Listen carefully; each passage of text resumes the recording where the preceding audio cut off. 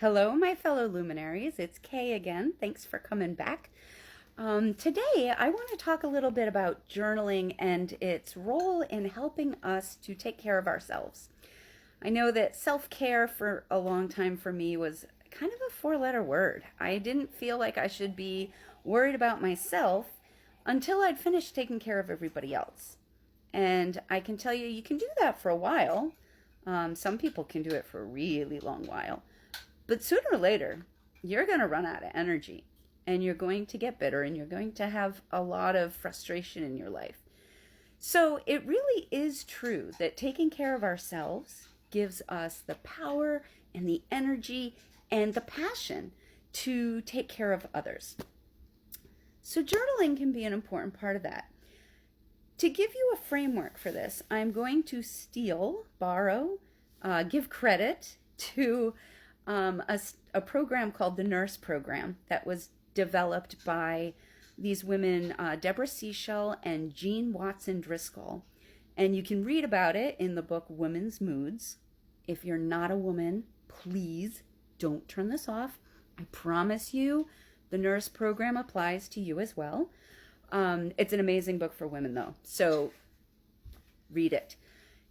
But the Nurse Program starts with N for nutrition. We want to make sure we're eating right. We all know whole grains, fruits, vegetables, lots of water, that kind of thing.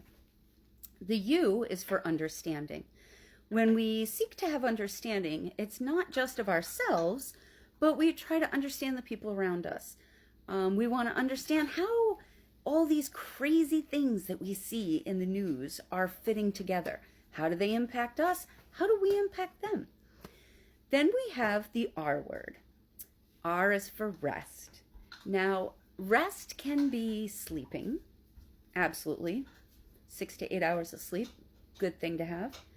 It can also be for doing activities that rest us, that activate our parasympathetic system and just make us feel like we can breathe again and we can keep going.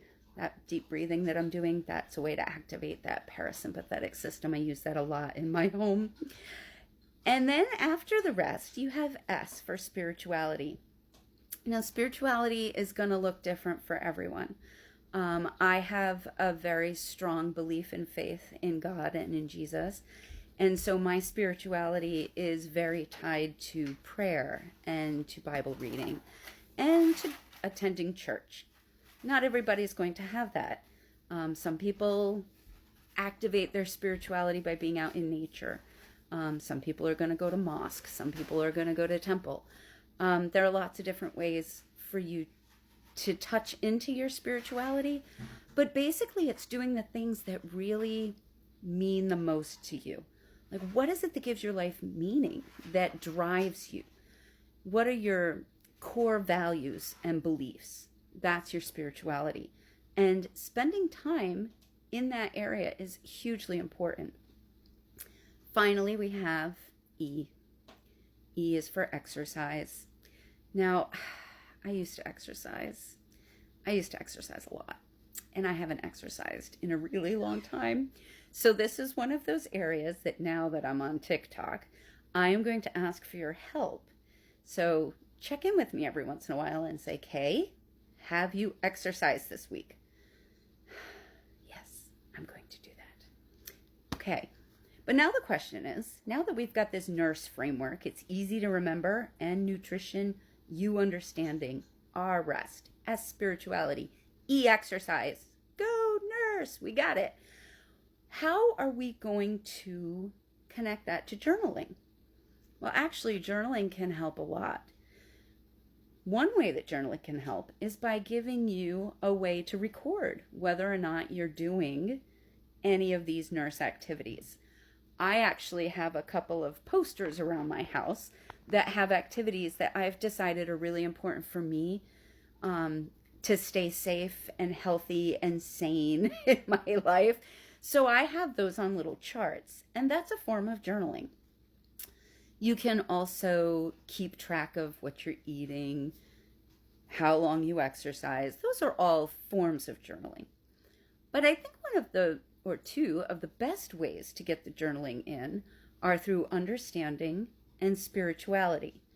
So the understanding, if you are writing about the way that you are feeling, that's a way of beginning to understand it.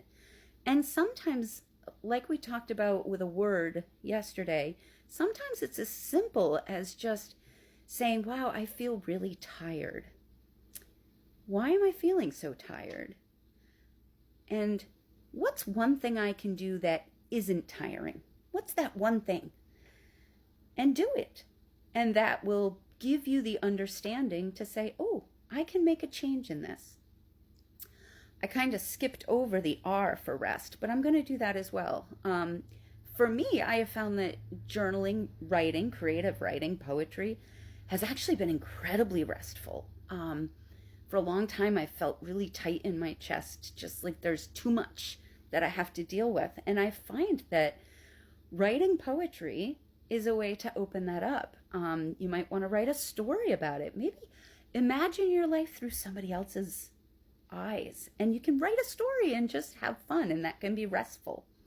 My daughter likes to write a lot, and she finds that to be a very restful activity. And then we have spirituality. Journaling for me is integral to my spiritual walk because I pray on paper.